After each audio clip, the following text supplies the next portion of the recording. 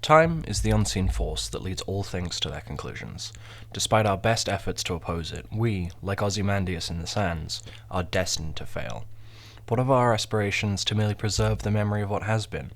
In this essay, I will delve into my perspective on the history of cinema that has been lost to time and may never be recovered. From the untold ending of The Magnificent Ambersons to the hazy memory of how The Matrix really looked when it was released in theaters. The fate of these moments of cinematic history remain uncertain. On October 28, 1941, production of The Magnificent Ambersons began. Led by the now iconic Orson Welles, it was not the first attempt to adapt the Pulitzer Prize-winning 1918 book of the same name.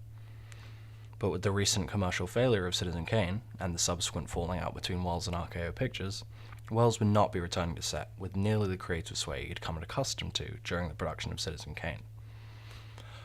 By March 17th, a rough cut of the original film was screened to test audiences, and test them it did, leading to an overall mixed reception. Revisions were made, but to a minimal improvement in audience opinion.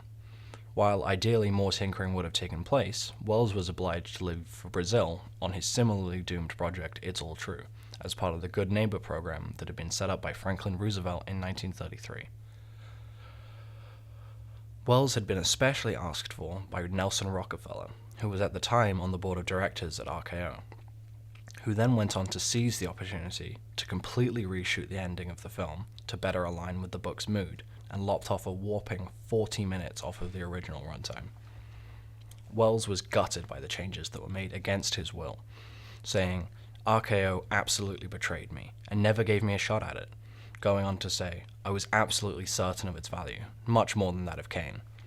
Due to the fact that celluloid film takes up physical space, and a lot of it, the excised 40 minutes made up almost 4,000 feet of film, all of which was to be burned to create space in the RKO Pictures archive, meaning that the original performances of the cast were never seen by the public, and never will be.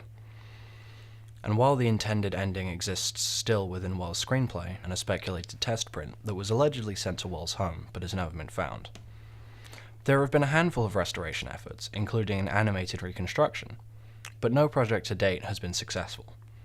The most promising ongoing restoration was announced on September 5th of 2025. It is an Amazon-backed artificial intelligence reconstruction. While I imagine that there are many people elated to finally watch The Magnificent Ambersons as it was initially written, I am led to wonder if Welles would have been as pleased to see the creation of his ideal ending taken out of his, and arguably all human filmmakers, hands, once again, by a corporation choosing to save money rather than respect the vision of an artist. On the 8th of December, 1995, Ghost in the Shell, an adaptation of the 1980s manga of the same name, released in cinemas in the UK. It covered femininity, the cyberpunk future, and the capitulation of humanity to the greed of corporations. Three things that would go on to change the rest of the Wachowski sisters' lives. Having only directed a mildly successful noir film before, the sisters would go on to irreversibly shape the face of all Western cyberpunk media, with the creation of The Matrix. However, it is at this point we reach something of an oddity with The Matrix. As anyone who has watched the film can attest, it is remarkably green. In fact, in a fan interview with the sisters, they said the whole motif was inspired by a phosphorus green of old PCs.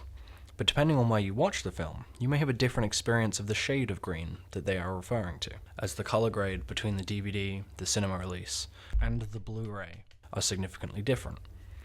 And, once you factor in much later the 4K DVD print, you are faced with three separate shades of green, the existence of all of which begs the question, which one is the correct shade of green? At first blush, it is a fairly simple inquiry. But once we try to find any form of solid evidence to support any supposedly correct answer to that, we fall into a rabbit hole of opinion, interpretation, and vague recollections. First, we must address the initial physical release, the DVDs.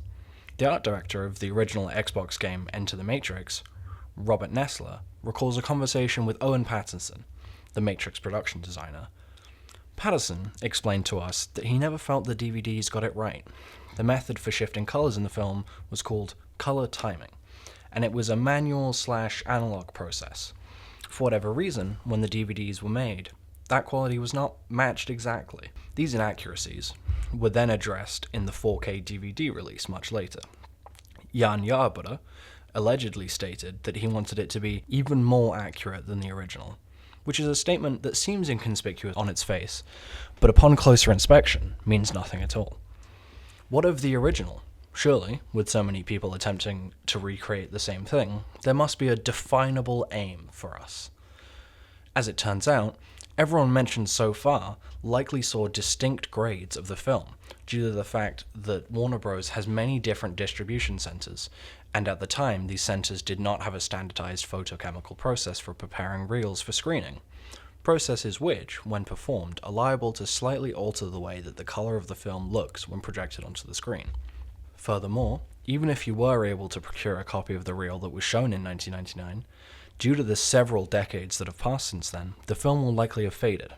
Polyester film, which I am guessing The Matrix was filmed on, as it was standard for the time, and there is no evidence that contradicts that it was, may fade rapidly at the room temperature, if not suitably stored even for a short time. Put simply, there is no entirely accurate record of what The Matrix looked like upon release, and even if you were to find someone with an immaculate recollection of their experience, it would not be representative of the experience of someone who saw it on the same day at a different theatre. It is somewhat poetic that a film so richly steeped in philosophical subtext should have no one true form, and instead have a wide variety of interpretations from person to person.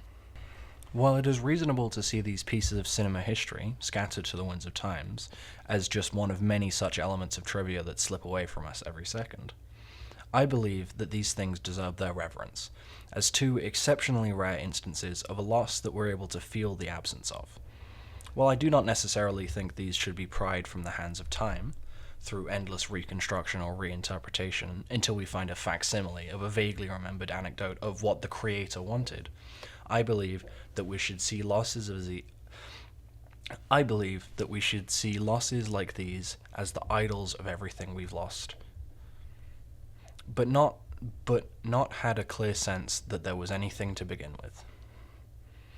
Every day we lose another veteran of the industry, who likely could have been the last person who knew something about film history.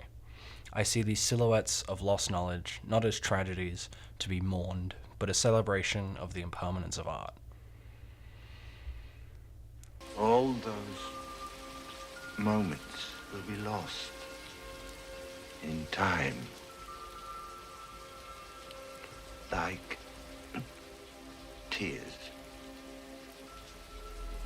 in rain. Time